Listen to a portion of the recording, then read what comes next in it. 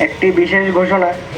এত দ্বারা সমস্ত রকমের ব্যবসায়ীবৃন্দদের অনুরোধ করা যাইতেছে যে বর্তমান আপাতকালীন পরিস্থিতি বিচার বিবেচনা করিয়া উনারা যেন কোনো রকম দ্রব্যের মাত্রাতিরিক্ত মুনাফা অর্জনের চেষ্টা না করেন।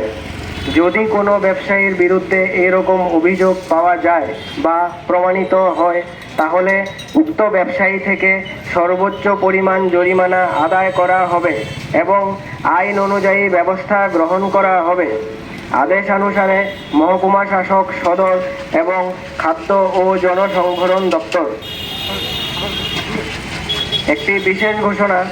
এত দ্বারা সমস্ত রকমের ব্যবসায়ীবৃন্দদের অনুরোধ করা যাইতেছে যে বর্তমান আপাতকালীন পরিস্থিতি বিচার বিবেচনা করিয়া উনারা যেন কোনো রকম দ্রব্যের মাত্রাতিরিক্ত মুনাফা অর্জনের চেষ্টা না করেন।